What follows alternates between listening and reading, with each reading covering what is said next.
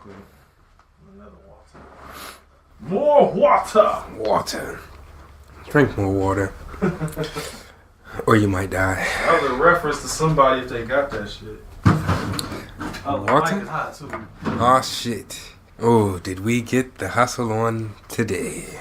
The hustle is strong. Well, PJ, you say one thing though. What is that? It wasn't Song of the South. No, it was not. No, it was not. At this point, I don't know which is better. Oh, really? That's a spoiler. Yeah, right? Who thought of this shit?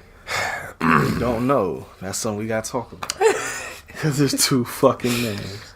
Are you ready? Yes. Theme music.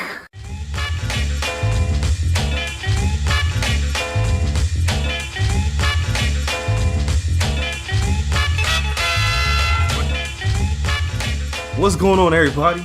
Hey, I'm Brent. And this is PJ. Welcome to the Home Video Hustle. Hustle, motherfucking hustle. Now, this is the last movie in our Black History Month. Yes.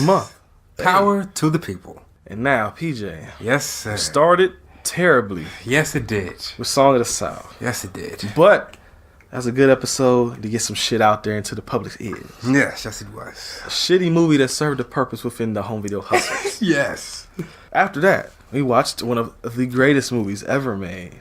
All-time classic. Dolomite. Yes. After that, we watched a new favorite for you. Yes. An old favorite for me. Caught Up. Yes, my shit. PJ. Yes. Is this a new favorite this week? Fuck no. PJ. Yes. Can you please let them know what your new favorite movie is called? Bloodz versus Wolvez. Now, it's Bloodz versus Wolvez. Bloodz versus Wolvez. Yes. Bloodz versus Wolvez. Now, we ain't done this in a long ass time, but we got to do it for this movie. But we just got to. PJ. Yes. If you were to see this in the video store, what would the back of the case tell you? Let the battle begin. Prepare for the ultimate battle of evil when two rival supernatural gangs wage war on the streets of New York City. The Bloodz are affluent vampires who rule downtown, controlling real estate, blood banks, and financial institutions. The Wolves are the werewolves who rule the night in the New York uptown ghetto. Now, it's a battle to death to determine who will run the city in the day, the night, and for all eternity. ... In full screen. Right. Because it's not filmed in widescreen. I didn't know that when I bought it, but when I saw that, that was a sign. That was definitely a sign. No, the first sign. Oh, what's the first sign for you? How it came on first. No, I'm talking about before we even put the movie in. I'm talking about just looking at the case. When I saw that shit said full screen on the spine. It does. I was like, oh no. Wow. Oh no. And it's actually released by, I think it's a Genius Entertainment. Yes. And that company is one of they put out a lot. They were like a sub company, I think, that helped put out the Dragon Dynasty movies, so like Hard Boiled and The Killer. Also say Genius Entertainment in the beginning of them on the DVDs. Wow, how far you have fallen. So that mean they just bought some bullshit, and they just was like, let's just throw it on some shelves. Some motherfuckers will buy it. Wow. Hey. And now PJ, Yes. this movie holds significance with us personally. Yes, it does. Because this movie was the spark that started the home video hustle. With no Bloodz versus Wolves, there would be no hustle every Friday. Exactly. Even though we just now doing it 41 episodes in. Goddamn. But back in the day, I didn't like, even before this show, I loved to watch dumb movies. That's why I had copies of Oversex Rug Suckers and shit in the house already. And I saw this, and just the cover, it was always at the video store. And the cover always intrigued me. But I never actually got it. And I started listening to podcasts a whole lot. And I was like, you know what? Me and PJ could like watch this movie and just talk mad shit about it. Yes. And so I eventually bought it down the line, but we just now getting to it. And PJ, the wait, man. You may not agree, but it was so worth it because was it? I'm so glad we did it at the point we're at now and not in the beginning, because I feel we're so much better now doing this shit than we were. Yes. So it was like it was meant to be at this moment.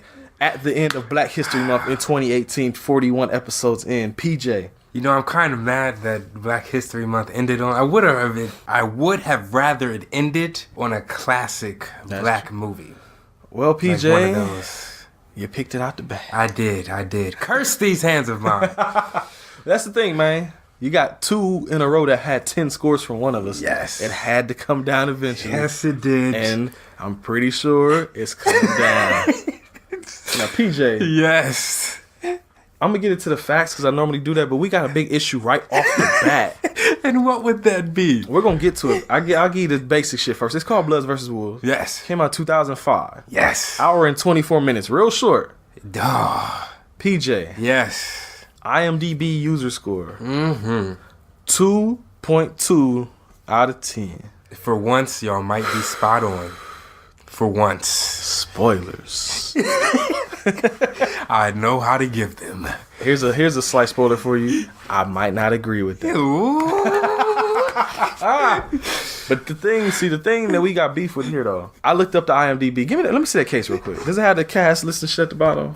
Does it? It does. Okay. Oh, shit. So I guess that's the right one. On IMDb it said this shit was written and directed by John Backus, which sounded wrong. And on the DVD, on the actual movie and this DVD case, it says written, produced, and directed by Z. Winston Brown. That sounds about right. Z. Winston. So fuck John Backus, whoever you are. Maybe that's an alias name they put on IMDb because they didn't want their name associated with this shit. That's the thing that does actually happen, PJ. No joke. Really? People do go by pseudonyms when they like. The first movie that comes to mind like that is Dune, a David Lynch movie. That movie. Why have I heard of that? Because I have it upstairs and I've thrown it in the bag before. Okay. He made that movie, but it didn't come out the way he wanted it to because people fucking me making him do shit. So he was like, you know what? I don't want my name on that shit. So now it's directed by Alan Smithy. Wow. And there's a whole bunch of movies that are directed by Alan Smithy that are by different directors. Anytime they didn't want their name on something, they said it would say directed by Alan Smithy. Until people found out about it. And then they started using different names. But that's the thing they do when they feel like, fuck this movie. Yeah. No. I think the movie Supernova also has a pseudonym on it. Supernova. It's a James Spader movie, Angela Bassett's sci-fi movie. I've seen that shit. I have it upstairs too. I have seen that shit. And I think the actual director was Walter Hill. I think, and yeah, Walter Hill. It doesn't say the fake director's name, but he used the fake name on that one too. Yeah, with that guy. Yep. Yeah, I've seen that shit. Yeah. Wow. Pseudonyms. Well, maybe that's who John Backus is. Maybe John Backus is the new Alan Smithy. And with this movie, maybe you should just go with that name. Yeah, yes. And now, another problem I had. This movie's starring nobody. And so, I didn't know who the fuck names to write down. Yes. And in this movie, they don't say each other's names often. No, besides old boy. The one main guy. And that's the first name I got. But for a long time, I didn't know who the fuck name to write down. Because like the first actor's name that pops up, it just says waitress. And I'm like, I know that's not an important character to write down. So who the fuck are these people? And I finally got 4 names for you. And these are basically the 4 main characters. Richard Carroll Jr., Malik Burke, Jenica Garcia, Candice Marie. Have they been in anything else? Yes, they've been in Vampires and Zombies. 2 other movies that we will talk about later because we will be getting to. And PJ, yes. I just saw this hot off the presses. I'm looking at the back of the DVD case. I just saw this. Ah, shit. It is rated R for violence, gore, pervasive language, brief drug use, and a crude act. One fucking crude act. Brief drug use? Brief drug. Remember they were snorting lines of blood cocaine. Are you serious? This is like, wow. This is a G movie. Oh my god. Like this is G. There is nothing, maybe the language. I can give them language. But other than that. PG-13 in at least. Yeah, PG-13. Like there's no, I can sit my sons, both of them down and watch this shit. And they'll laugh or walk away. Only the survivor will see daylight. Only the survivor. Well, I seen daylight, so I guess I'm the fucking survivor. PJ. Fuck, yes. We gotta let them know we survived, man. I'm so hyped to talk about this. Y'all don't understand how hyped I am to talk about this. This shit is fucking... Okay, I'm not gonna... PJ. Yes. From jump. Before we hit play. Yes. Like, we ain't even getting into... We got all this shit before we even got into the movie. To put the DVD in... Basic static ass menu. It says nothing but play movie and scene selections. No special features or nothing like that, which I expected. Yes. We go into the scene selection. There's 4 scenes.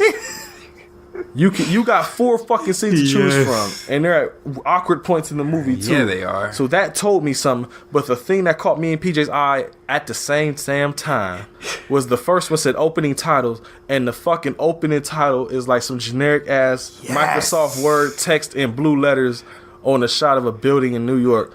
And I was like, this is about to be the best fucking thing I've ever seen in my life. Oh my god. And that's exactly how it starts. It starts out with the fucking basic like Times New Roman Microsoft Word font. Uptown.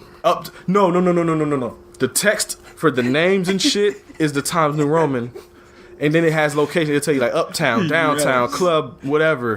And that is like, I think the Comic Sans font. Like the big like kind of curvy. Yes. So immediately I'm like, yes, bring this shit on. This is what I fucking live for. This is the hustle right here. This is the original. This is the intentions of. We didn't get into this intending to do Star Wars and Jaws. Yes. We got into this thinking we were going to do Equilibrium and fucking Manos and fucking Oversexed Rock Suckers from Mars and Bloodz versus Wolves. We have come full circle back to the roots of the hustle. The black man let us down today. Did he? I'm telling you, we are going to have different opinions. You sound like you signed with that too, and I'm sounding like I'm not. So it starts out with that, and then it also starts out. There's a voiceover telling you, like, I guess the background on why the fuck this movie's about vampires and werewolves. I want to say I heard it sounded like he was trying to do some spoken word shit. Like once I really started to listen, because like the end of his lines were like rhyming some of them, but you couldn't hear shit. So you're saying this is like Lawrence Fishburne in Deep Cover doing all the poetic voiceovers? Yes. Oh my god. Yes. I didn't think you actually say that. Oh my gosh. But yeah, PJ put emphasis on try. Because you can't hear this shit. The music is so much louder than the voiceover that you cannot make out what he's saying until near the end, where it finally seemed like somebody's like, "Oh shit, we gotta turn this up a little bit." Yeah, they didn't run it through Levelator. Fuck.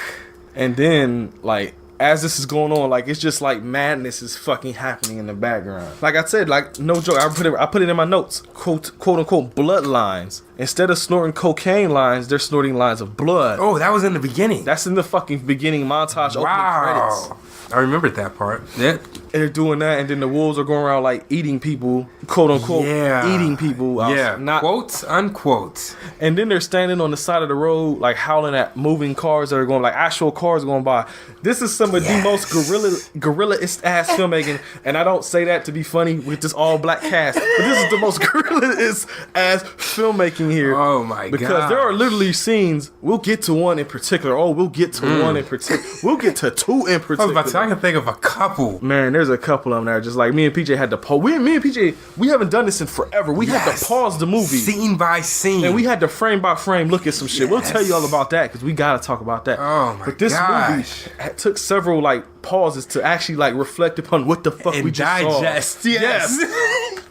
Reflect upon this is glorious, like Bobby Roode shit out here. This guy, he might be. What's the name of the director? Z. Winston Brown. He is the next Spielberg, I tell you. The next Tarantino. Well, the next might fucking be trying to be the next Spike Lee with that jazz soundtrack. I got it. Uh-oh. He is the next. What the fuck? He is the next George Lucas. Oh and my I God. say that with all sincerity. Ha. So you're saying he gonna make episode 9 Star Wars, right? Yep. Star Wars episode 9 directed by Z. Winston Brown.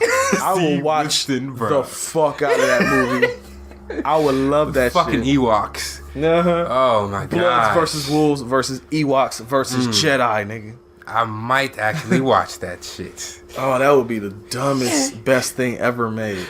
Oh my gosh. But yeah, I just, like I said, montage of dumb shit going on. Yes. Montage of low budgetness. Yeah, of the New York City streets. Grimy downtown, grimy uptown. Uptown is where the Bloodz, the vampires stay. Yeah, the vampires are called Bloodz, not the gang, the Bloodz. Yeah. But they're the Bloodz. Yeah, see, they hyped me up. I saw Bloodz versus Wolves, and you know, the guy has a red bandana. Yeah, on the box art, the guy has a red bandana. So I thought this movie, I didn't think it was going to be actual vampires. I thought it was going to be gang members versus werewolves. Yes. So that's what I was expecting. But the trickery. Even though if you look at it, the guy does have vampire teeth, though. But they still, I thought it'd be gang members, though. Yeah. Because in this movie, we got to say this right off the bat. Wolves are like basically like the, what do you call them? What would you say? like the street niggas. I was about to say niggas that don't give a fuck. Yeah, they're just like hanging on the street, like I said, bargaining at cars and killing people. And then the vampires are like upper society, higher echelon, wearing suits and running businesses and shit. Oh, the Bloodz would be like Diddy, and the Wolvez, Death Row. Yes, would be Death Row. There you go. Yep, there you go. Analogies. We got them all day, every day. If you ever need help passing your SATs, ACTs, OGTs, or any other high test, don't call us. We ain't worried about that shit. Right? Fuck your curriculum. Damn right. T-shirt. All right. Next thing, that's all. That was all the first line we just did. Wow. But it cuts to like this weird ass meeting, which I didn't understand what the fuck was going on at first. It's like a realtor showing a piece of property or building, and then after the guy leaves, like the fuck, remember the werewolves come in. Ah, yes. They ask, "What are you doing here?" This is all property. What are you doing around here? Yes. And the vampire guy, well, you don't know he's a vampire guy yet, but the guy's like, "Oh, whatever, you don't own this shit." And the werewolf guy's like, "Oh yeah," and he pulls out. I thought it was a fucking bottle of cologne. Yeah, right. It might have been. But he starts splashing fucking water. It's holy water. Splashes holy water on the guy, and he starts to, and his head gets burned. But PJ, oh my gosh, the effects. PJ, man, the effects. It was like Sega. No, maybe don't worse than Sega. Yeah, shit. PJ or not PJ, listeners. He splashed the vampire with holy water. You know he's supposed to burn up and smoke and shit. They put over this man's forehead like this, like purple kaleidoscope haze circle thing over his forehead. Yes. It looked like he shot, like I thought the motherfucker shot a fireball in his face. Like that's what it looks like. It looks like a tiny purple Kamehameha fireball in his fucking forehead. And that's when I knew, like I was like, yes, this is what I want. That's when I knew, like, oh shit. This is where you begin to see the difference between you and I. Because I'm living for this shit right here. And then I put awkward zoom in because there were that's right. Yeah, it was this first scene. Remember, because they were talking, and then all of a sudden the camera just zoomed the fuck in out of like extreme the hard cut with the It's like extreme close up out of nowhere. Yes. And it's like, whoa, what the fuck just happened? Like your fucking neck was snapped on these fucking cuts. Like, god damn, man, whiplash everywhere. Oh my gosh. And just like for no reason, like artisticness, right? Filmmaking, like, I don't know. Air quote the filmmaking. Filmmaking? Oh shit. So after that happens, you cut to downtown, as the Comic Sans font will tell you, and we see fake ass J. Cole walking up the street. Or Great Value J. Cole, to quote the YouTube videos. Hey. And he's like, he sees this little sexy little Asian chick. He's like, hey, time to get my dick wet. Right. And so she leads him into like a back room, and he's up on her, and she's like, yeah, let's. Oh no, he's actually like, you want to go back to my place? Yeah. And she's like, fuck no. Yeah. She literally says, fuck no. And then I think she like, does she bop him on the head, or does somebody come up behind him and do it? Like somebody knocks him out, right? Or she takes him to the because something happens he winds up getting drugged to the room. He got drugged. A room in the back. Yeah, I just know he ends up in the back room on a fucking leash. Yeah. And they think he's a vampire. They think he's a werewolf. Shit. Yeah. But I don't think he actually is, because he starts bitching up because they're like, yo, we thought your werewolves were supposed to be tough. Yeah. He acted like a little bitch. And that ain't just me. He actually said that. And so I think there's like the little light skinned little redhead vampire chick is in there. And he like starts climbing up on her like, please, I don't know what's going on. And she's like, don't touch me. And she's like, yo, kill this motherfucker. And they start shooting him in hilarious fashion. There are no squibs in this movie. What does that mean? Oh, squibs, the little exploding little packs to show people getting shot. Yeah, they could have done something. There's nothing. There ain't even CGI blood splatter. There ain't shit. No. It doesn't happen here, so I'm gonna save it. But what they do in this movie is the dumbest. You have to frame by frame it. Greatest thing I've seen in a long time. Whew. It's so fucking terrible. It's genius, actually. But it's genius. Oh my gosh. After this, the wolves meet up with the vampires. You start seeing the vampires. This is where you find out they're like the upper class type motherfuckers. Yeah, upper echelon. Yes. Because there's like this little woman, little older woman, MILF vampire chick. and she's talking to the little butler guy, and she purposely had him make some little shitty hors d'oeuvres, like olives with little toothpicks in them, basically to shade the werewolves. Like, here, y'all eat this bullshit. And so the werewolves come in, he tries to hand it to me. They like, man, fuck out of here. I'm like, what that shit? Then the main leader vampire guy comes out. His name is like Asiman. Asiman, yes, Asiman. And the werewolf leader is called Lou. Oh, is that his name? Yeah. Ah, Lou. Okay. No, it's actually called Loop. L-O-U-P. Oh, Loop. I don't know why. We're going to call him Luke because Luke is fucking stupid. Yes, Lupe. I'm sure there's a reason for that. So they meet up. I think, Asiman is trying to call a truce, right? Yes. So that they stop killing each other. We've been doing this for millennia. Yes. To stop this shit because y'all fucking my business up. And he says, okay, we need property and money. Yeah, we need shelter and bread. Yes. No. He said we need shelter and jobs. Jobs. That's it. But then he was like, we ain't like pushing no brooms for either. We want real jobs. Like y'all got with suits and shit. So your boy like, fine. Yeah. And then that's when the butler goes over and he tries to hand him that shit. And he's like, I ain't eating this. I'm a werewolf, bitch. And I wrote that quote down. I'm a werewolf, bitch. AFI top 100 movie quotes. Oh, shit. The butler gets joked up by the Asiman dude because he like, yo, what the fuck is this? You don't do this for other guests. Why you bringing this bullshit out here insulting my guests, bro? I thought they were beneath the whatever. What did he say? He basically thought they was beneath us. Like, so basically, like, y'all talk shit about him all the time. He didn't deserve the best good dish. shit. Yeah. You didn't deserve the little ham sandwich. Yeah. You got the olives. On a plastic plate that was doubled. Damn right. Whew. You got dollar store shit. Olives with the pits in them like a motherfucker. Right. Eat that shit. Oh, shit. But they agree to do whatever. Yeah, and after the truce is called. Yeah, after the wolves lead, your man, Asiman, is like cussing out the fucking vampires. I will say, I will give it to this man. He got on his Denzel shit on niggas. Like, he really tried. The main vampire leader and the main werewolf leader are actually fucking acting in this movie. They're really trying to do this shit. Yeah, like this is going to like the Sundance or something. Like, hey, somebody's going to see this shit. Asiman especially. Like the other dude, he's trying to, but Asiman is really he was born for this. Yeah. This is my role, the role right of here. my life. You need a vampire? I am vampire. I am Blade. Oh. Well, no, he was a killer, right? Well, he was half vampire. Yeah. He was a daywalker. Yeah. Damn, we should have done that shit. I need to I don't have the Blade movies. Oh, really? I got Blade 2. I don't have 1 or 3 or whatever. Or the TV show or whatever. But after all that happened, cut to the little older vampire chick is in the bathroom. And this is the first time we had to actually pause and rewind the movie. Because I guess this is like Asiman's main chick. The bottom bitch. Yes. References to past episodes. Yes.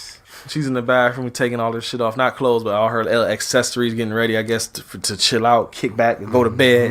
Homie come in there and is talking about, oh, yeah, I did this and that. We called the truce. It was a good day. And we had to pause because she takes off a necklace, and it's highly noticeable that she takes off because it actually breaks. Yes. And the little medallion piece or whatever falls down. Yes. And then the next scene, they cut back, and it's they're close shot. And I saw the necklace, and I'm like, wait a minute.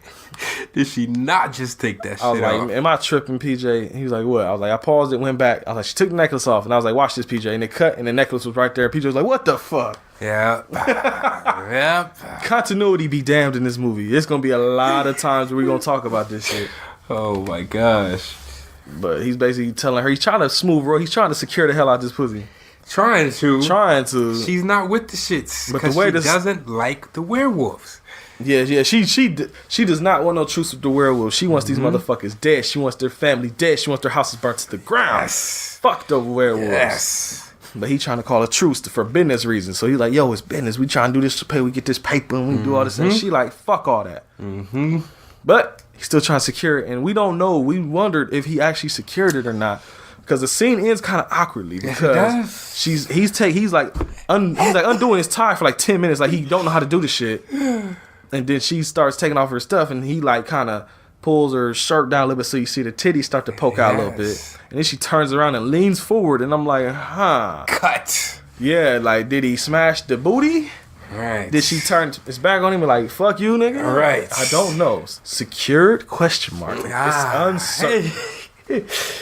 Leave it up in the air. It's up to the viewer's imagination. The leader wolf, Lou, he goes to get suited up because he figured, hey, if I'm gonna be with these motherfuckers, I need to look the part. And here is a part that may be touchy in 2018.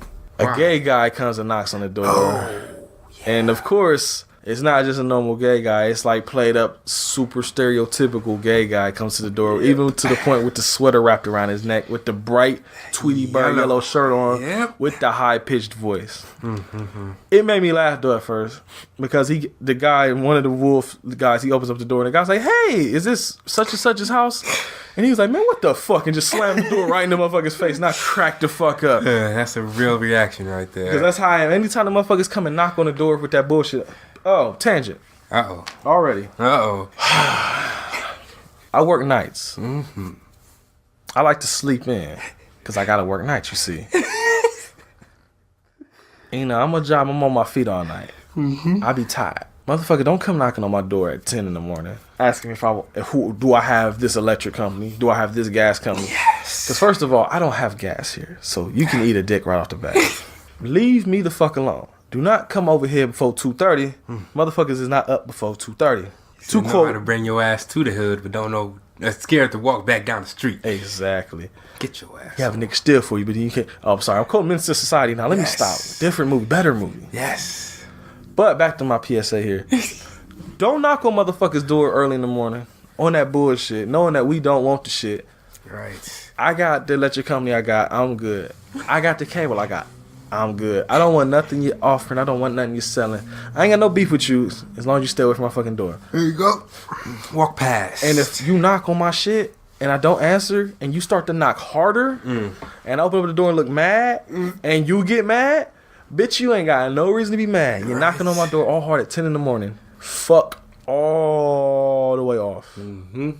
Oh, and then the electric company man that tried to turn my electric off, tried to tell me I didn't pay my bill. When I paid that shit, I hope you got in trouble. Because I called your motherfucking manager, bitch. Damn. No joke, PJ. Story time. Damn. It's like 10:30, 11 o'clock in the morning. I'm knocked out. Because even though I get home at a certain time, I usually don't fall straight asleep because I've been up all night. So waking me the fuck up. Hey, I'm here to let you know I got to cut your electric off. No, the fuck you not. The fuck you talking about? I just paid that shit. Oh, well, I got this thing, your address on here. I'm like... You done fucked up then. Oh, you better call these people. I'll give you like 10 minutes and then I'm about to cut your shit off. I'm like, okay.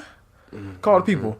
Yeah, this motherfucker trying to cut. I literally said, this motherfucker trying to cut my shit off. And like, what do you mean? Like, this guy can't tell me I didn't pay my bill and he gonna cut my electric off. He's like, what's your name? All that information. You just paid your bill.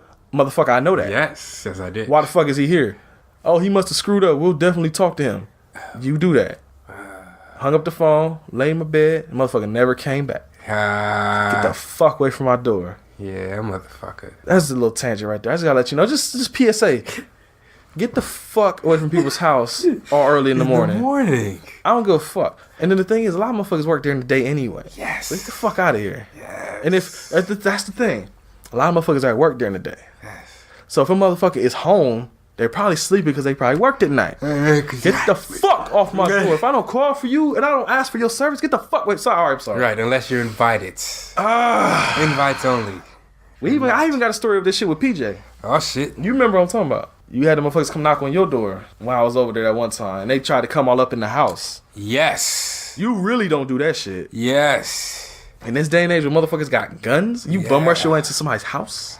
It was two girls, wasn't it? It was two girls. I think because they was the young girls. Maybe they thought they was gonna be able to get you to buy whatever they was selling. Maybe. Oh, y'all from around here? Yep. Y'all don't talk like y'all from around here. Well, everybody sounds a little different, honey. Yes, they do. Oh, what do you want? No. No, we do not. Oh, well, can we? No. Oh, can I have your number so I can call you back? No. No. Get the fuck out. That would have been all bad. For her.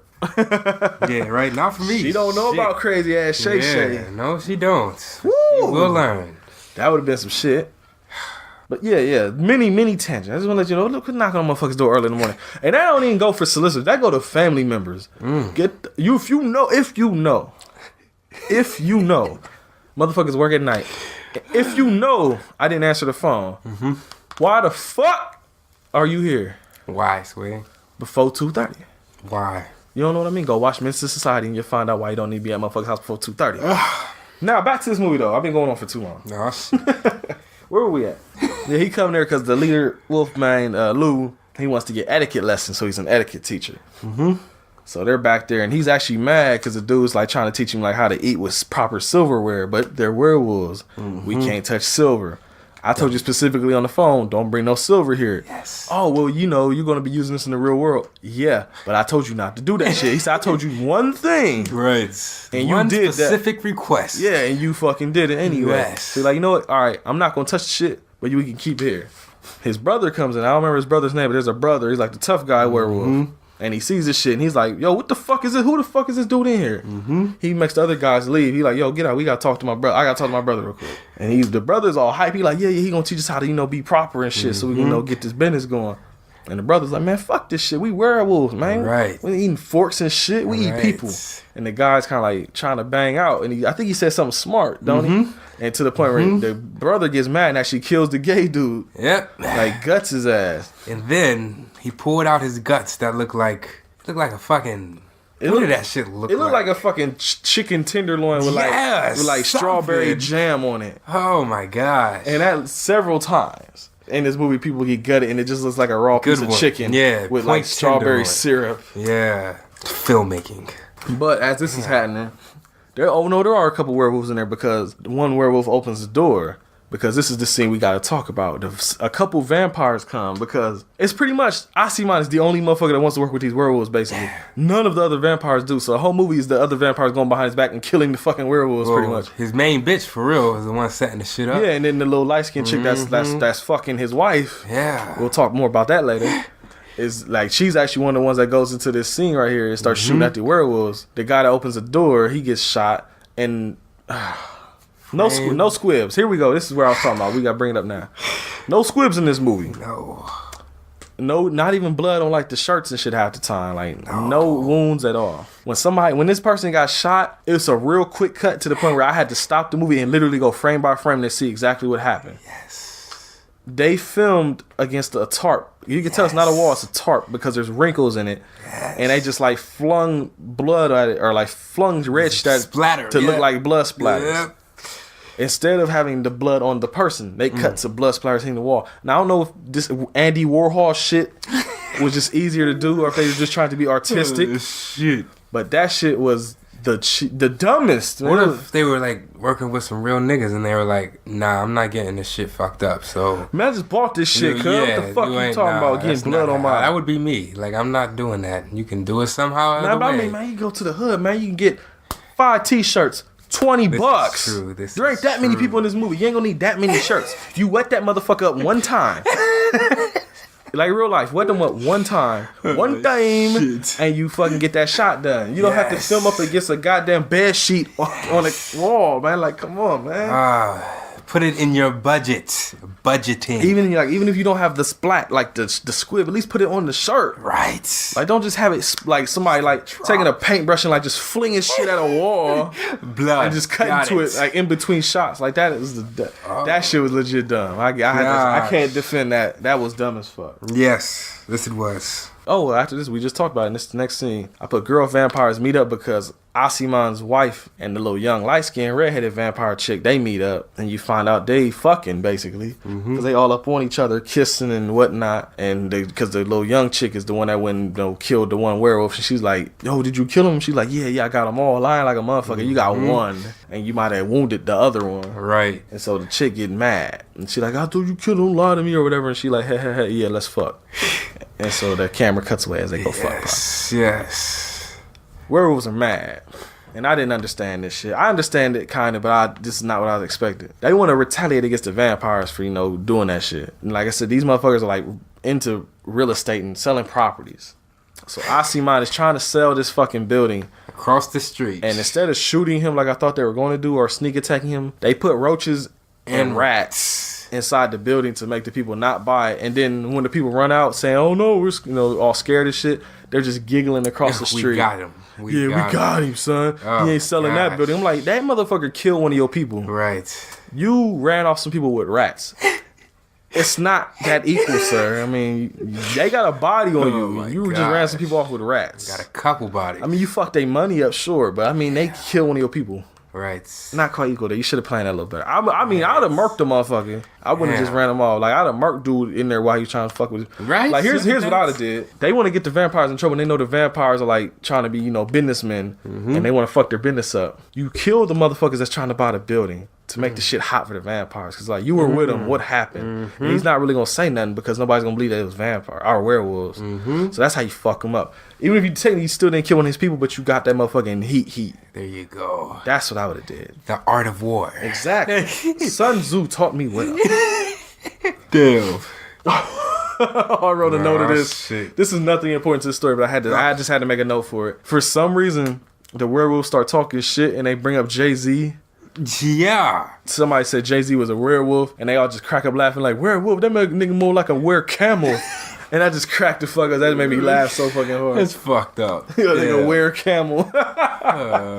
Yeah, right. That was like random. Like this, that just must have been on somebody's mind. Yeah, somebody just had a joke. They Some improv. Or it's probably like motherfuckers like just in between takes or some cracking jokes, probably smoking weed or something. Like you said, a werewolf. Nigga more like a were-camel. Hardy har. But of course, your boy Asiman got a feeling about what just happened, so he meets up with Lou at this bar that he owned. Damn, we already here? Yeah, we already here, bro. Fuck. It's a short movie, man. Yeah, well, yeah. Stop. Don't say it. Wait to the end. Don't spoil the review for the listeners, PJ. Don't spoil the fun. The leaders meet up at the bar, and as they're talking, they're trying to hash shit out, and they're actually getting to a point where they kind of are getting cool. Understanding. Yeah. Yes. And then this white dude comes up, and he's like a golfer because he has like this little golf club shirt on. Yes. Starts talking to Asiman, and he's like, "Hey, I saw you on the court, man. You were doing your thing out there." I'm paraphrasing. And he's like, "Oh yeah, thank you." And he's like, "Yeah, you doing anything this weekend?" He's like, I think my schedule's free, yeah. He's like, "Oh, you should come be my caddy for me, man." Yeah. And then, of course, Lou starts cracking the fuck up. And Asiman is salty as fuck. To the point where this motherfucker, like, starts to almost tear up. Acting for you. Anger. Yeah. And he tells the guy, like, what the fuck you talking about? I own this shit. Yeah. Like, this is my club. What the fuck would I be your caddy for? Right. And the guy's like, oh, I'm sorry. I didn't know that you were the owner of this place. I'm sorry. Let me buy you a drink. No, that's later. Oh, after the bathroom. Yeah. Okay. So the white guy walks away, and Asiman is just salty. Like, he ain't talking. He ain't looked away. He just, like, staring off into space. And Lou is just dying. Like, cracking up and cracking jokes on him at the same time. Then Asiman's like, can you excuse me for a moment? Yeah. Oh, yeah. Because their little convo. I actually remember their little convo. The convo was about them being no better than the other, if that makes sense. Yeah. Like, they're both killers. They both kill and feed on humans. Why are we trying to pretend to be something that we're not? And Asiman was basically like, it's time to put the past behind us. Yeah. Kind of like they told our slave ancestors. Put the past behind you. Slavery never existed. You are now free, quote unquote, until we come up with these Jim Crow laws. But I digress. Oh no, I got something to add to that too. Cause I was thinking about something. I thought about it as I was listening back to the song and South Review editing it. Ain't it funny? They always want us to forget about that shit. Like, oh, that was years ago, And you weren't around for that. Your parents weren't around for that. Y'all, that was a long time ago. But anytime anything else happens in the world, anywhere else, anything that happens, is always never forget. This is true. Any kind of shooting, bombing, like any crazy thing that happens is always, never forget this, never forget that. Pray for them, pray for that. You bring up slavery, though, forget, that was a long time ago. You ain't got to worry about that no more. Oh, no, it's not that bad no more. Oh, you're free now. No, forget that shit. I have never noticed that. Yeah.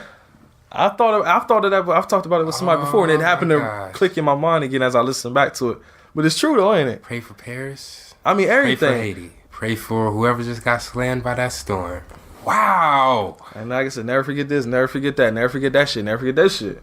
Even the slave shit that's going on that shit's not even gaining coverage. The slave trade that's actively happening as we speak. Forget somewhere. That. Like I said, forget that. Yeah. Forget the slave shit from back in the day. Forget the shit going on in Flint, Michigan with the fucked up water and everything. Yeah. So it's just pertaining to black stuff. Like, fuck that. That's something we don't touch. Forget that shit. It's a theme here. Y'all are not oppressed. Yeah, they know. Oh, y'all not oppressed no more. Wow. Y'all free now. Ain't nobody whipping y'all niggas no more. I saw this thing, and it was about what does the government give people when they know they fucked up, and it's like they give them lump sums of money. Reparations? Yes! Yeah. Reparations, that's it. The U.S. government has literally given everybody reparations.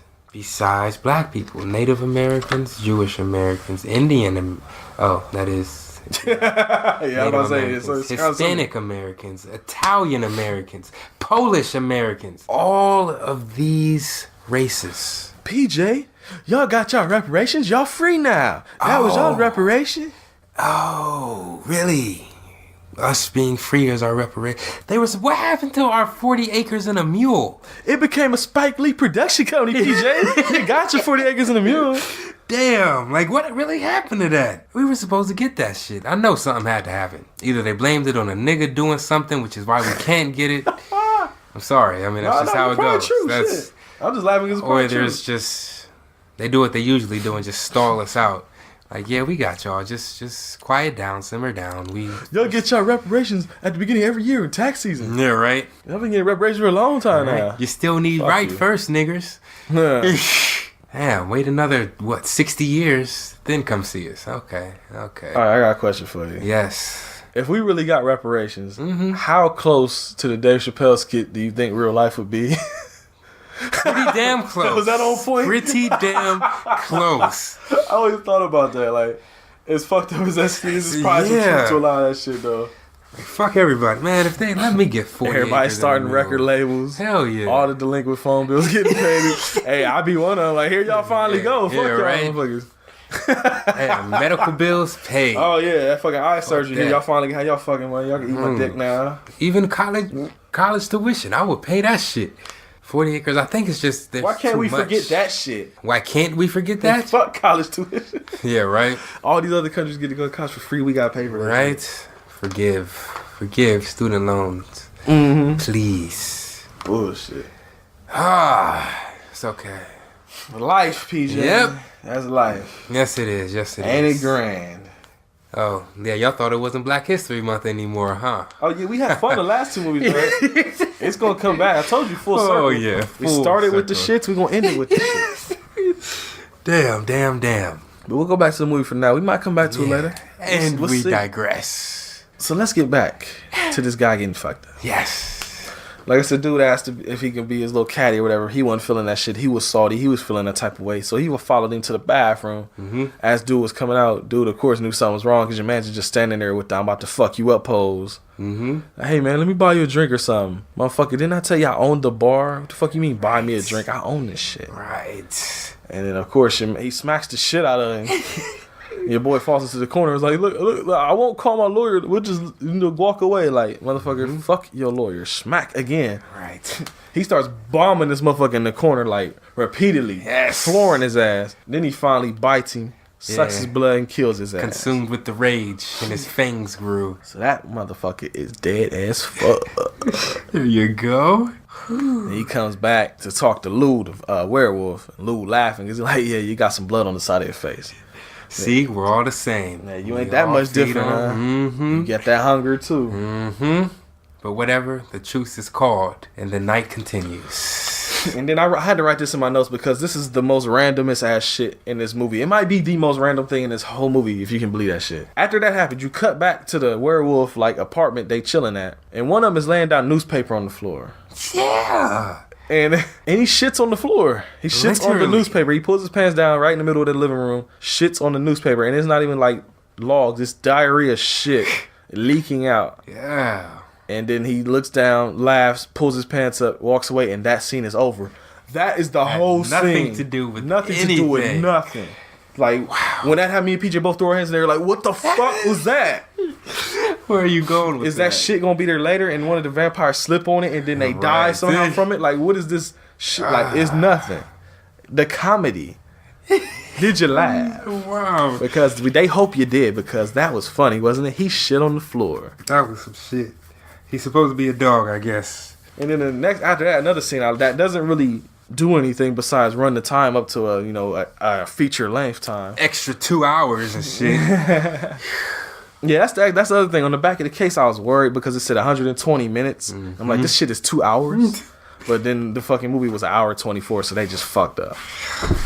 But this next scene, like I said, is another unnecessary one. Asiman is on the steps and he's like yelling at his peoples, but behind him, like out of his view, his girl vampire and the leader, like young girl vampire, are kissing each other, and the butler guy just in the back watching them. Yes. Like probably like just back like fantasizing, I'm gonna fuck the shit out of both of them.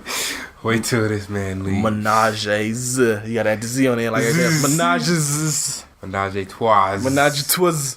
And so he's yelling out and they're like, every now and again, he's like, yeah, you hear me? And they're like, yeah, And then they go back to kissing each other and everything. And I think that's like that whole scene. Like, I don't know what the fuck that scene accomplishes besides letting you know further that these two women vampires are fucking behind the guy's back. Yeah, that was it. That was pretty much it. That was the purpose of it. Just that titillation factor. You gotta get your horny while you watch Bloodz versus Wolves. I guess to further, the truce, Asiman gives the wolves a club for them to run. Yes. After the next scene is them all, like, I guess maybe it's a full moon outside, but they all start bugging the fuck out. Lou, the main werewolf's brother, comes into the club and he like kneels down on the floor, takes his shirt off, and he starts like meditating. Yeah. And then he starts transforming, like he starts growing nails and they furry and shit, and all the other werewolves are back at the apartment. No fur. No fur. That's right. They didn't have fur. Shit. That's right. Because I remember, that's right. Yeah, I did say something about no, y'all couldn't have glued like little bits of hair or something to these motherfuckers. But I was laughing at this shit though, because the one thing they did do is that they gave these motherfuckers like press-on nails to put on. In a couple scenes, I swear I didn't pause this. I should have, but I looked like they had on long green nails. I'm like, why are they green? Like somebody actually painted them green. The fangs and nails. That was in the budget. That was a lot. That was all you get. You get fang nails, and you get like superimposed like red dots on the eyes and shit. Yeah. But then, as this is happening, maybe they know this is going down. But the young vampire chick, she comes in with a hit squad, and they murk Lou's brother that's in there meditating in the club floor. So he's dead now. And of course, when he finds out his brother's dead, he's pissed. The leader guy. Yeah, I was about to say, cut to the next day, they find out that their shit is getting destroyed. Yep. Their house, their housing, and that's later. That's the next day. They wake up and one of his henchmen is like, "Hey, come into the other room. Yeah, we gotta show you something." And they brought his brother's body there. Yeah, that nigga super dead, and he's like crying, getting his acting going, trying to superb acting, trying to get that Academy Award. He's trying, damn it. And so now, PJ, this is where we get to talk about the gorilla and stuff, the filmmaking. Ooh, shit. They go to rob a blood bank. No. They go to rob a regular bank first. Regular bank. And you could tell it was a Bank of America. Yes. Like they're just walking up the sidewalk or something, getting shots. Yes. And they had to zoom in to where it just said bank because they couldn't have Bank of America. That, they don't want their name on this shit. Sure. But you could tell what it was because they didn't cut to it quick enough to see the zoom in. Like you can see the zoom in off America to just bank. And I laughed my ass off because we did shit like this in broadcast school when we went out and filmed somewhere and we knew we wasn't allowed or supposed to be doing it. We would hurry up and like get shots as quick as we could. And if you zoom in real far on the camera, it's hard to keep the shot steady. So you can tell they had it zoomed into the max because the fucking camera is just wobbling its ass off. Oh, shit. It just brought back memories of being in fucking college again. Filmmaking. Whew. And then even better, they cut to the quote unquote the bank. Yes. And PJ actually nailed it on the head with this one. I was trying to figure out what was going on. I was thinking maybe they filmed in the actual bank guerrilla style and they had to zoom in so you couldn't see where they were at. Tellers, But then they start pulling out fake guns and PJ's like, no, they filmed this shit in a house. Yes. Because when you look at it now, the bank teller, there's no like countertops or anything. It's just like the camera is awkwardly zoomed real fucking tight on his face. Like not all, like you can see like some of his upper body, but it's mostly his like upper torso, the head and the head, neck, and a tiny bit of shoulder. That's the camera shot. And I noticed, and I pointed out to PJ, I'm like, there's a corner. He's like standing in a corner because you can see the crease in the wall, like the curve. And I'm like, this nigga's standing in a corner somewhere, like he's in an apartment. Yes. And they start pulling out guns, and they're like, "Yo, show us to the safe." And the whole time, everybody's super zoomed in, so you could just tell they filmed this shit somewhere that was not a bank. They tried. Couldn't have been a bank. They would have. Nah. So they go in there, they take all the old boy's money because they're trying to get back at him now by fucking. He said, "I don't want to just kill him, I want to destroy him." Yes. So they take all the Asiman's money out the bank. They rob his ass, and you cut to the leader, the Asiman, and the wife, his girl, are arguing about something. I don't remember what exactly. I think she just arguing like, they stole all your money. Said, "I told you we should have just killed him. You trying to call a truce? You should just marked him, and now we broke." But then now you cut to the blood bank robbery, and this shit is the best. Lou, the guy that was shitting on the floor, and this little young guy that they just randomly just brought into this movie out of nowhere are going to rob. They're not even robbing the blood bank. We thought they were. Yeah. They're going in there to poison the blood. Yes. So there's like just one guy in a lab suit. They got this little Asian cat just threw a lab coat on him like, hey, you work in the blood bank now. Right. And he's standing there like, what are you guys doing? They're like, where the blood at? And they walk into this room and it's like this little tiny ass apartment refrigerator. Literally. With magnets and shit on it to make it look like it's from a doctor's office. And they put garlic inside the blood. Mm-hmm. They taint that shit. Mm-hmm. Cause this is Asiman's personal supply. Yeah, stash. But as they're doing that, the little young dude is like, hey, give me your money, scientist guy. And the scientist guy's like, what? He said, I said, give me your money. So the scientist dude's like, all right, he reaches for his wallet. But oh no, he pulls a gun out and actually murks the little young dude. And he kills him. Yes. And so Lou and the other dude come out like, man, what the fuck? And they chop this motherfucker up. Mm-hmm. But see, this time there wasn't even like the blood like flick onto the canvas cut away. There was nothing. No blood or nothing. It's just him waving the gun with like these fake muzzle bursts into the shot. And he just falls over, and there's like nothing. I'm like, what the fuck is this? It's glorious. It's hilarious. No blood, but he was shot. So he cut to fucking Asiman is having a meeting with other vampires that don't strike a business deal. Yes. Everything goes according to plan. They celebrate it by having a toast of some blood. Yes. But Asiman doesn't drink the blood because he gets stopped because somebody calls. But the other fools at the table do. And it's that tainted garlic blood. Mm-hmm. So they all die. They're all fucking dead. Blood being coughed up. And the wife smacks your boy because she's like, I keep telling you to just kill these motherfuckers. Yeah. And now they done killed like 4 or 5 of our top people. Yeah. What did he... Five of our councilmen. Yeah. Top councilmen or whatever the fuck they call it. So Asiman, it's kind of some gangster shit though. I give him this. He goes to the Wolves' apartment. And they're like, yo, what the fuck you doing here? Yeah. He's like, I just came to let you know we declaring war on y'all motherfuckers. Damn right. It's on, basically. And they clowning for that. They like, really? Is that how y'all motherfuckers do it? Y'all go and declare war? You going to tell motherfuckers we at war? Motherfucker, we just be at war. What are you talking about? You ain't going to come here just to say that shit? Like, we can kill you right now. But they don't. To let you know. So now they just cut. Now everybody, they're getting their strategies in order. They're getting their weapon layouts. And this comes into play later, so I have to actually say this. I thought it was a joke. Mm-hmm. The little young vampire, light-skinned vampire chick, she's talking to like 3 of the other vampire guys. They're like, how we gonna kill these motherfuckers with silver and shit?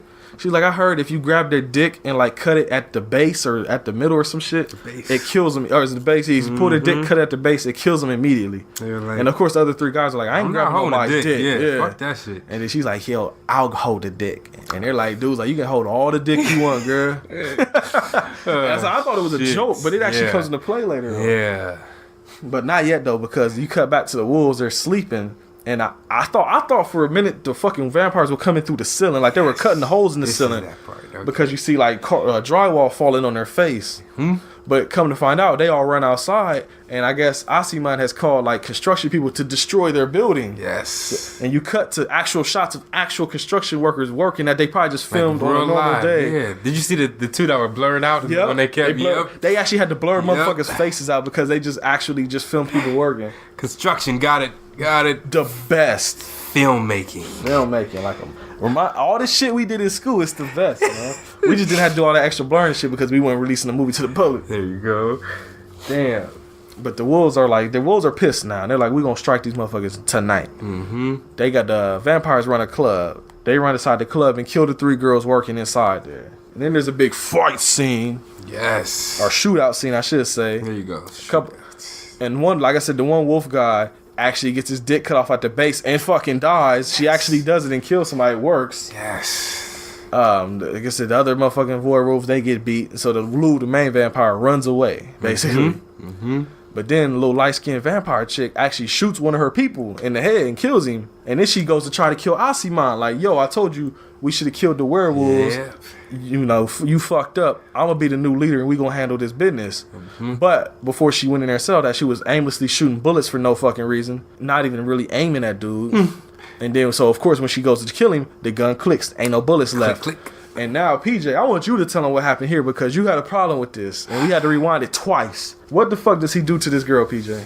Asiman picks up a fucking plunger. Yes. And air quotes, massive air quotes, stabs her one time, a single stab to the chest, and she dies with the blunt end of the plunger. He staked her through the heart with a fucking plunger handle. Just think about that. You know how hard you have to fucking jam that shit into somebody to fucking impale them? And he did that with shit a plunger handle. And he did it just gracefully, like, there you go. Like, that was the dumbest shit. And then the way it was filmed, it looked like it went through her fucking throat. Yeah. I thought he jammed it in her throat. Yeah. And I'm like, that don't make sense because it wouldn't have killed her. It had to jam it in her fucking heart, right? Right. So, dumb shit. Filmmaking. Then Asima goes back home and his girl is like talking mad shit to him, I'm a queen, you know, you ain't shit. The only reason you still a slave like you were back in the day. I freed you, my slave. Yeah. And that's when he gets pissed and he kills her ass. Chokes her out. Chokes the shit out of her. She gurgling and shit like, you're dead. Story. Two stories. Yes. First story, I'll do them in chronological order. Mm-hmm. I was younger, and three stories. Ooh, we're gonna go even further back. When I was younger, I was like a super angry little dude, and I don't know if I told the story or not. I probably have, I'm sure, but just in case you ain't ever heard, I'll be quick about it. I was at a birthday party, and my mom was looking for me. It was like one of her friends' kids' parties. They couldn't find the kid, and then my mom was like, "Where's Brent?" They couldn't find me either. Ooh. That does not equal good things. Ooh. Why is they're both missing? Come to find out, they find the kid and they find me together, and I'm choking him. I'm literally choking a kid in the corner. Shit. And they have to yoke me off of him. I don't remember it because I was too young. I was like really young to remember that shit. I just know that my mom said I was like forcefully choking this motherfucker to where he was like, and I don't know why. He must have pissed me off. But I choked the shit out of him. Second story. Shit. In middle school? Elementary school. Damn. Probably not long after the first story.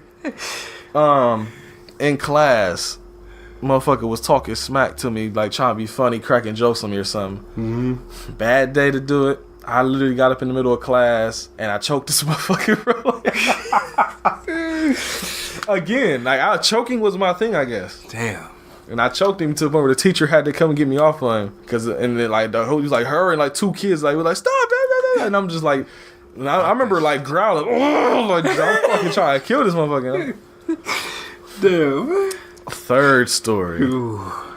More lighthearted one this time. I'm not trying to kill nobody. Okay. With this girl, and she liked to be choked. And by this time, I had weaned myself off of choking because of those bad experiences in my youth. So I was like, I don't know if you really want me to do that. Like, I don't feel comfortable doing that. I don't know about that. Right. She's like, I like it though. Come on, you don't have to. I mean, I don't mean like choke me real hard, but just I'm like, okay. So we start doing shit, and I do it lightly, and she's like, do it harder, and I'm like, shit. I'm like, okay. Like, I'm like really nervous about it because I'm like, I know how this usually ends. Right. I don't want to do that. I am a man still. And so I'm heavy-handed. I like break shit all the time, not knowing like I'm doing it real hard. So I'm nervous about this shit. Damn. And so then I do it, and she's like, no, harder. And I'm like, oh my God, girl, please, you're killing me. And I do it, and of course, a fourth time, harder. And I'm like, all right, you're not go full focus. You wanted it? Okay. Yeah, PJ, when I tell you the scene changed so quick, her eyes, like she was like moaning and everything, and them eyes opened so wide. I'm like, I'm sorry, like you told me to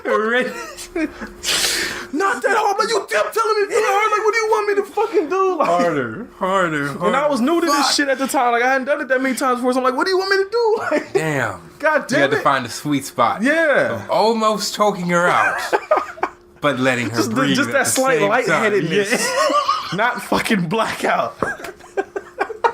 Oh, shit. The slight light. I'll never forget that shit. It was just the way her fucking whole scene changed. Damn.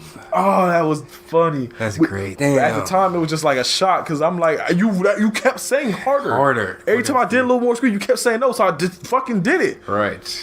It's like you wanted me to be a man and just fucking manhandle. Yeah, that's what I thought. Like, you were good. And she started like, she was like, harder. Like, she was getting mad. So I'm like, all right, motherfucker. Shit. Oh my gosh. That's funny. I know what I'm doing now. I got it now. And at the time, I was like learning. Damn it. The funny thing is, I don't. I have never met a bitch that wanted to be choked. I'm sorry, that came out wrong. I've never had sexual relations with that woman, with a female who wanted to be choked. Yeah. I can't comment further. Yeah. I see. Okay. Moving on. The Bloodz and the Wolves, they meet back at the club that the Asimane gave the Wolves, and basically a big ass fight scene happens. And is this the last one? This is it. Okay. Everybody dies except for Asimane and Lou. Right. And I thought this was some bullshit. I thought I was joking. Asimane is on the ground, shot up. Your man Lou, the wolf, is standing over and talking shit. And Asimane points the gun up at him right before Lou shoots him. And I joked and said, "Oh man, he shot him in the dick," because the way the gun was aimed. I was like, but it couldn't be. He had to shot him in the chest, and they just filmed it wrong. He shot him in the dick. Shot him, and it killed him. Dick shots killed him. So maybe he shot the dick at the base and cut it off. Like Girly talked about earlier. Oh shit. But basically it ends, I don't remember what he says. He says some kind of closing line. You remember what he said? Something smart that Asimane. I know he got shot in the dick because he wanted to be fucking Billy Badass and stand over and talk shit. Exactly. Like damn. You gonna shoot, don't talk, damn it. Right. Fuck. At least make sure they did. Yeah. But like I said, he gets shot in the dick, goes out like a super bitch. He dead as fuck. And then Asimane kind of laughs or smiles, right? But then he dies. Yep. So this movie ends with everybody fucking dead. Death. Bloods and Wolves all gone. And that's blood. No. That is not yet. The credits come on. There's a song playing in the credits that is trash. I accidentally hit the fast forward button on my PS4 controller and it sped it up to 1.5 speed. And that shit went from being trash to some amazing hype as fuck. Yes. I need to find. I might have to like record it and put it on our Instagram page so people can hear it. But like PJ said, when I sped it up that 1.5 times, it sounded like an Outkast song. It did, like some Aquemini type shit, like with Andre. Like it was actually, and his bars were actually like some Andre shit too. Yeah, like the cadence was flowing on that shit. Yeah, it was amazing. And so, like, I know one of y'all out there that's this show. One of y'all got Bloodz vs. Wolves at home. Y'all know y'all got it. Or do you? Put that shit on and fast forward that credits 1.5 speed and hear what we talking about. Because that shit was, that was one of the best things in this movie. And it happened on accident. That was the best thing in this movie. On that note, PJ. Yes. What the fuck did you think about Bloodz vs. Wolves? Man, that fucking filmmaking. Like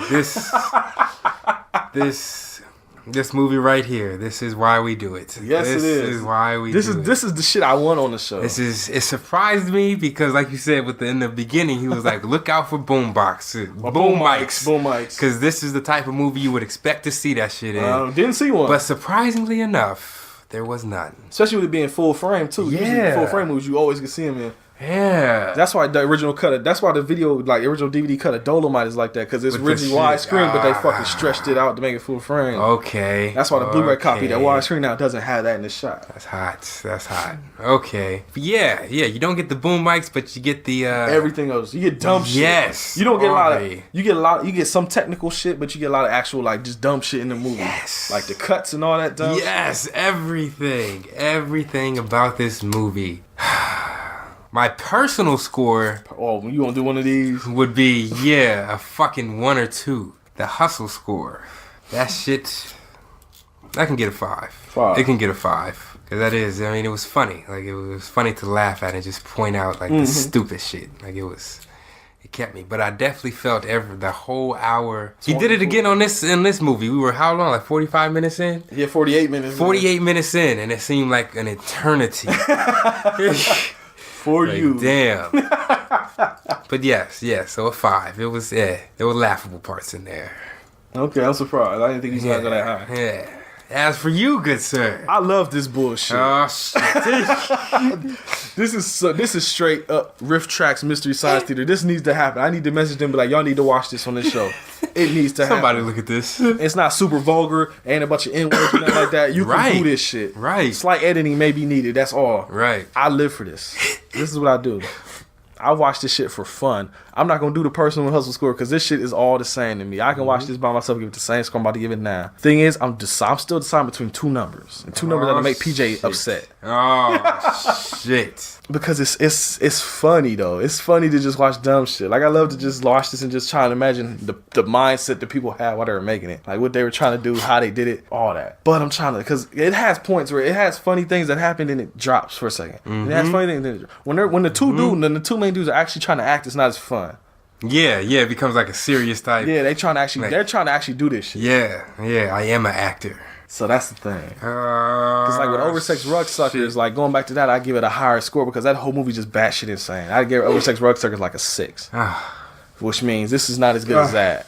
I didn't have as much fun, so I'm gonna give it a 5 all around. Okay, 5 all around. I was debating between 5 and 6. Whew, I'm gonna give it that 5. Okay, damn. Bloodz versus Wolvez. There you have it. Black History Month is. I actually didn't give y'all facts, or what do they call them? You were supposed to do that. Well, give one right now. Fuck it. Right. Betty Boop. Oh yeah, I know about this one. Was actually a character drawn after a 1920s singer named Esther Jones. Very voluptuous woman. Yeah. That all the white men wanted but couldn't have. Hey. Well, I'm sure they could, actually. I'm sure they could. But they didn't get her. So they made a cartoon about her and made her white. There goes one. I got something for that. I did that too. Uh-oh. I don't remember the name of this woman, but there's actually a white woman that came out and tried to say that no, they actually took that design from her. Are you serious? I'm so dead serious. I could try and find out some shit for you real quick while you spit out the fact check. That's shit. That's kind of like what do they call it? The Lone Ranger. This was actually based off of an African American named what is it? Bass Reeves. Bass Reeves was his name, and he was the original lone cowboy. But he actually worked alongside Indians in order to help push out the white man from their land. He was over in California's territory. I forgot what the name of that territory was. But the Lone Ranger is based off of a black man too. What is another fun fact? You know, I've heard this fact, and you know, it kind of makes some sense. But uh-oh. No, you go ahead. I got your shit. Oh. Said I got your shit. The Father, the Son, and the Holy Spirit. Back in ancient Kemet, before, you know, the Holy Spirit with Jesus was placed there, and how he was the only begotten Son, there actually was a son that was placed behind the heads of the Ankh. The Ankh symbol, which symbolized mother, father, and son, or your offspring. You know, and the sun was the guiding light, the light that gave life to everything and everybody. It is told that the diocese, is that who translated the Bible? I have no idea. Diocese, something. But it is said that they translated it from that and to be the Father, the Son, and the Holy Spirit. The Father and the Son, you know, that whole thing. Yeah, you know, just some fun little myths, facts, whatever you take them as. I got something for you. Oh, shit. It said about Esther Jones and Betty Boop. Yes, Esther Jones and Betty Boop. I got her name right? Yes. Damn right. Esther Jones was a regular performer at Harlem's infamous Cotton Club, where a white American singer/actress named Helen Kane saw her act in 1928 and copied Jones' baby singing style for a recording of I Want to Be Loved by You. Wow. In June 1930, Kane starred in Malcolm St. Clair's comedy film titled Dangerous Nan McGrew, alongside Victor Moore and James Hall. A few months later, in August 1930, Betty Boop made her first appearance in Dizzy Dishes, the 6th installment in Fleischer's Talk-a-Tune series. In May 1932, Kane filed a $250,000 lawsuit against Parrot Martin Fleischer, which stated that Betty Boop's boop-a-doop style constituted a deliberate caricature and that gave her unfair competition. But her suit fell apart in 1934 when her manager testified that they had seen Jones act together in April 1928 and that Kane began to boop a few weeks later. Additionally, as Jill Fields notes in her 2007 book, An Intimate Affair, Women, Lingerie, and Sexuality, theatrical manager Lou Bolton testified for his defense, revealing that in 1925, he coached a young Negro child, quote, named Esther, teaching her how to interpolate her songs with scat lyrics, which she later repurposed into her trademark boop-oop-a-doop. Wow. It was ruled that Kane was not the originator of the baby singing style and lost the lawsuit. There you go. White man always got to take credit for something. God damn. Oh, did you know that in the year of 1999, Martin Luther King's family sued the government and actually wound up winning, proving that the government actually did, in fact, have Martin Luther King assassinated. I heard that too. Is that mind-blowing for you? Did y'all know that? I actually knew that one. Do you believe that is possible? You want to know what I believe, PJ? What? We're probably going to get put on the list again. We've been on the list multiple times. Yes, we have. I believe that the government kills motherfuckers all the time. Yes, they do. And there's all kinds of cover-ups for it. I ain't the biggest cat into conspiracy theories, but I don't think it's a conspiracy theory. I think it's a fact. They kill motherfuckers all the time. Yes. Yes, it is. There was actually a guy who was put into the Black Panthers who was a CIA agent, a covert agent. Undercover. Yes, in order to go back and tell the CIA what their plans were about their the reason why fun fact. Did you know that school breakfasts and the Meals on Wheels was actually started by the Black Panthers in order to help the low-income students have a meal for the day. Yes, sir. But yes, they had a CIA covert operator. But they're a terrorist organization, though, right? Yeah, right. That's how they label them, a terrorist organization. Fact. Not like those other guys. They're going running people over with cars and shit. But there's good people on both sides, you know. Right. It's all good. We got you. Even it out. But fact. Fuck you. While I'm talking about you, fuck you. What was you about to say, though, PJ? The crack epidemic. Oh, hell yeah. Oh. If this is not, I don't know how this would not be common knowledge by now. But crack was actually placed into black neighborhoods. I got something to say. Where's it at? The CIA and white law enforcement. Where is it at? Also, what is going on now in Chicago? The guns that are just being found. An ex-CIA has actually come out and declassified some information. Look this up. This is all fact. It's out there. That they actually leave crates of guns that they confiscate from over in the Middle East, which are actually our guns anyway, if you actually know who are the terrorists over there. The USA. But it is the government that has infiltrated the black neighborhood and placed these weapons of mass destruction in them in order for us to kill ourselves. These are facts, ladies and gentlemen. All facts. And I got something for them. Oh, shit. It's a plug for a new podcast I've gotten familiar with. The Miles and Crawford Variety Hour. Okay. Fellow Ohio podcasters. Okay. Episode 20 of theirs, they actually talked about that shit. They did research about the crack epidemic and it being placed in bad areas and shit by the government. They actually talked about that shit. I just listened to that shit yesterday. So check out that episode if you want to hear a little bit more about what PJ talking about and a little bit more at the Miles and Crawford Variety Hour. Bam! There you go. There's a plug for you. Plugs. Shout out to y'all. Yes. But that got that was a theme song playing right there. There it is though. Knowledge for that ass. Yes. PJ. Next month, man. Yes. We don't know what's coming. No, we don't. As you're hearing this, submissions are closed. Okay. By the time you're hearing this, we probably already know what movies we're doing. And we probably already been in contact with the people that got the shit drawn. Thank you if they are good movies. If they're not, the door. There you go. But we will review them nevertheless. We got a lot of movies too. We got a lot of shit. Right, the whole page full. I had to make a spot on the side of the page to add more. It's a lot of movies on that shit. Thank all of y'all for the submissions, man. Thank you. All that love, we feeling it, man. Yes, we are. And so next month, man. Well, actually, shit, next week now. As you're hearing this is next week. We filming this we recording this in advance. So it's next month for us. It's next week for you. Damn. We don't know what's coming. You gotta check that YouTube page on Wednesday. But just know, we got all those movies. Whatever movies don't get picked this month are still gonna get done later. Just not all in the same time. So don't worry. Don't fret. You'll get your time to shine on the home video hustle. Damn right. PJ. Yes. Should I let them know where to find us at? Yes, please do. You can find us on the Twitter at HVH Podcast. Yes. Capital H, capital V, capital H, capital P, lowercase I cast. And you can follow PJ at capital P A U L Y, capital P, lowercase J, Paulie PJ. Damn right. You can follow us on the Facebook at facebook.com/HVH Podcast. You can follow us on the Instagram at Home Video Hustle Podcast. And you can and should follow us on YouTube. Yes. Type Home Video Hustle search in the search bar. I assure you we'll be there. Yes. New videos every Wednesday. If you want to know what we're doing on Friday, you got to check the video on Wednesday. There you go. And those videos are going to be fun because, like I said, I don't know if there'll be video. I don't know if there'll be audio.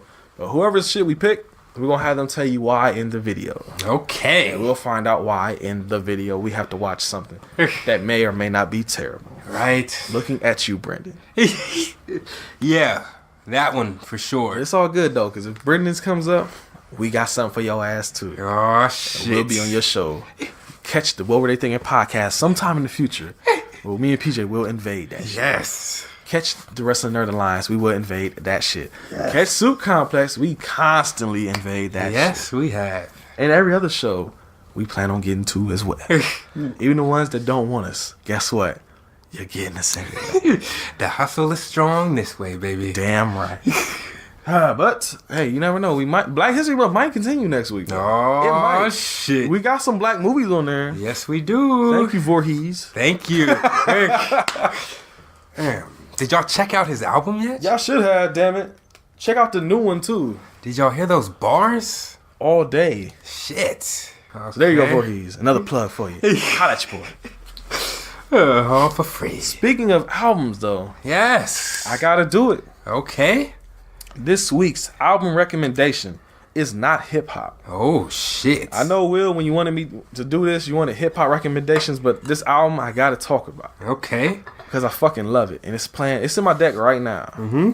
Superfly by Curtis Mayfield. Ooh, yes. That will forever and always be one of my favorite songs, our favorite albums, even like songs and albums of all time. If you ever want to feel like a pimp. If you ever just want to feel like that dude, you want to feel like the coolest motherfucker, like driving or walking or sitting at home on your ass, whatever you're doing when you listen to it, you feel like the coolest motherfucker in the world. Right. Feels like you need some bitches around you. Just if you're cool, you probably already got them. Hey! Ha, ha, ha.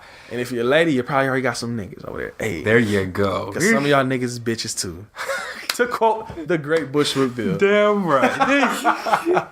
But it was made for the Superfly movie. If you haven't seen that movie, I highly suggest you go see that too. Yes. We will be getting to it one day. Yeah, right. It was in the bag. PJ didn't pick it. Wasn't it? It was in the bag. Yeah, it was. We will get to it one day. But definitely check the album out. It's usually pretty cheap too. It's got like, I think if you buy like the CD version, it's got like bonus songs on it. I think it was originally only like 9 songs. But those songs are the shit. Yeah. They're like 7 minutes long. So it's definitely worth it. And as usual, I'll do my favorite 3 songs. Check out these songs. And if you like them, go buy that album, please. Mm-hmm. Starting from 3. Third favorite song on that album would be Give Me Your Love. That's my shit. Give me your love. Give me your love. I want you so, babe. Can't even get mad at you. Da-da-da. That's my shit. Number 2, Freddy's Dead. The fucking theme to the movie. Yes. Freddy's dead. Dun-dun-dun. Dun-dun-dun. That's what I said. That's my shit. Number 1. Yeah, there you go. Number 1 is hard because it's kind of a tie. I don't want to do ties because it's technically cheating. I gotta do a tie though. I gotta do it, y'all. I'm sorry. I'm sorry. It's a fucking good album. It's hard to pick just 3 songs because these are my 2 favorites. Number 1 would be a tie between Lil Child Running Wild and Pusha Man. Little child Running Wild. Damn. That's my shit. Pusha Man's my shit too. I'm your mama, I'm your daddy, I'm that nigga in the alley. I'm your doctor when in need. Want some coke, have some weed. That's my shit, man. Damn. And then even the Ice-T remix he did. I'm your Pusha. Damn. That's my shit, man. So definitely check out the Superfly soundtrack. Good shit. If you listen to it, hit me up, HVH Podcast. Let me know what you think. Yes. If you know it and love it and play it, let me know anyway. Or if you just feel like a pimp at any given time. And if you want more pimp shit, I got more pimp shit for you. There you go. Any recommendations? Anything for you, PJ? Nope. Still on the same wave with the Kendrick lately. You know, trying to really digest that album. Okay. Ain't nothing wrong with that. Yeah. You see he doing the Black Panther soundtrack? Yep, I already know 3 of the songs. Really? I ain't checked none of them out yet. Are they good? Yes, they are. Besides the one Future fucked up. Ah, you know what? I hate to be biased like that, but I saw his name. I'm like, I probably won't like that song. Like, it's good until it gets to his part. So then it's like, I was looking at the names. Man. I'm like, okay, I don't know who that is. Don't know who that is. I like him. They cool. They cool. I don't know who that is. Like them. What? That was an actual reaction. What? Exactly. Why? Exactly. They gonna play that during like the hype scenes or some shit. He actually quotes. Oh my gosh. Hold on. What's he quoting? Because I want to see your reaction to this. Oh no. This shit, it is good all the way up until his part. What's this called? King's Dead, isn't it? Something. It's King something. I know that. So. Yeah, King's Dead. There's a video for it? Nah.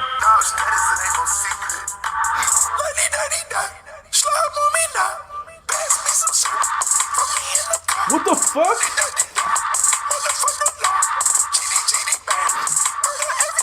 There you go. What the fuck was that? There you go. What the fuck wrong with him? Yeah, he ruined the shit. Damn, that was whack as fuck. But it will be good. It will be good. I'm so excited to see that shit. The movie? I can tell you, Mario somehow got connects down in Cali. He's seen it. Are you serious? Early screening, he's seen it. Fuck! I'll tell you what he said, and you can get hyped. He gave it 2 thumbs up. Oh shit! Said it's like a black James Bond movie. Yep, we're going to see that shit. And he says it has that good villain, one of those good ones where it's like he actually has a purpose. He ain't just trying to do bad guy shit. He actually has a reason for doing what he do. Okay. Because he said everybody that wanted that Idris Elba James Bond movie, he said, there you go, Black Panther. Good shit. You know what I want? What's up? I want this movie to bring us black people together. And I want it to start some type of change in our community. Yeah, where it's like, fuck everybody else if you're not black. I'm sorry. Oh. I'm sorry. Not like that, but like that. You know? It's just one of those things. More black unity. Yeah, more black unity. You know? Like, if you ain't with us, then fuck you. If you are with us, step to the side because you still don't know the struggles. And just be supportive from the background. Don't be up on the front lines talking about Black Lives Matter when you have never been walked or stalked in a store before, okay? Just sit in the back and pray for us. You can do that. I give you my permission to do that shit. But I hope it does something for that. I'm going up in that bitch with a dashiki on. I'm scaring everybody. Go back to that one African store in the mall we was at. Yep. That one. Yeah. That was actually kind of Dashiki ill looking. with I'm like, you showing that shit. Dashiki with the hat and everything. Going there looking like A-Bar Black Superman, A-Bar, L-Bar, whatever the fuck his name is. That fucking cover. Any white person, nope, the movie is not for your kind. You can catch the second screen. It'd be like when they had Wonder Woman came out, they had like all women's screenings, just had all black. Oh, really? Yeah, they did that. So a certain movie there, I think, what was it? The Alamo Drafthouse maybe was like, all women showings. And guys got mad about that shit. If they can do it for women, I don't see why we can't do it for black people. Like, this is for all. But that's the thing. Whenever black people try to have something that is all black, it is either a problem or it gets taken over into a context or meaning that it was not the original meaning or context for. Black History Month, baby. On the home video hustle. All right, to end it with a bang. Damn right. On all those notes, let you know something here. What is that? Y'all ready for this shit? What is it? I'm Brent. And I'm PJ. Hope you had a great Black History Month. Yes. Hope you watched some good black movies. Yes. Hope you had fun listening to the conversation. Hope you learned something. Hope you come back. Yes. But you know what? You come back. Nah, you know what? Motherfuckers that fuck with us and they know how it is, they'll come back. Yes. And y'all are the ones we want to come back. Yes. Everybody else can go. Fuck them. The door. You know why, PJ? Why? Because they don't know who we be. They don't know who we be.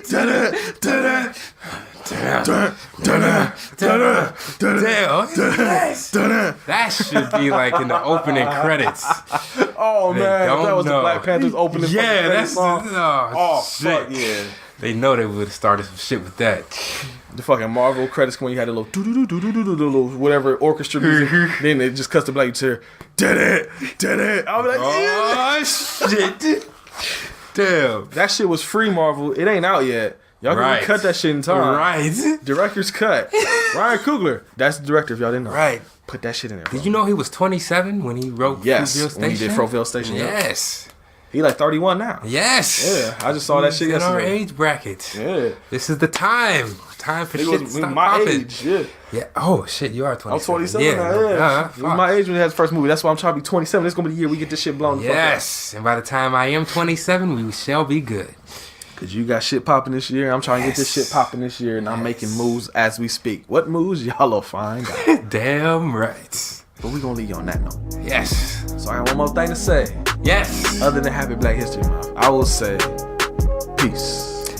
Peace. Power to the people. And the struggle.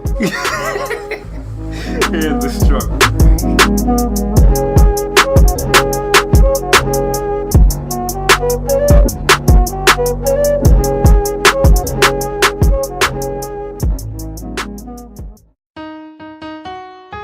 Hi, I'm Ellen, and I'm scared we exist in the Matrix. I'm Jaslyn, and I'm bad at ad-libbing.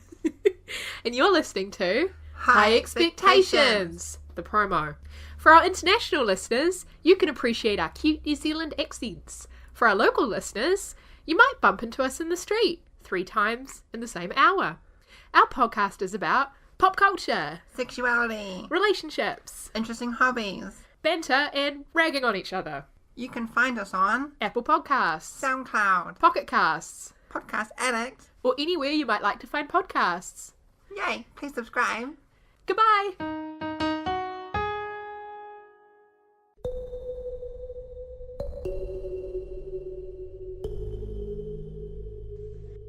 Hi, I'm Noelle Hile, the host and creator of Hile on Life, the podcast where I talk one-on-one with people who inspire me. My guests come from all walks of life, different jobs and careers, and they all have different motivations that have helped them throughout their lives. I find their stories fascinating and hope that you will too. To learn more, find me on Apple Podcasts, Google Play, YouTube, Tumblr, and Libsyn. And remember, we may have similar stories, but our journeys are all our own.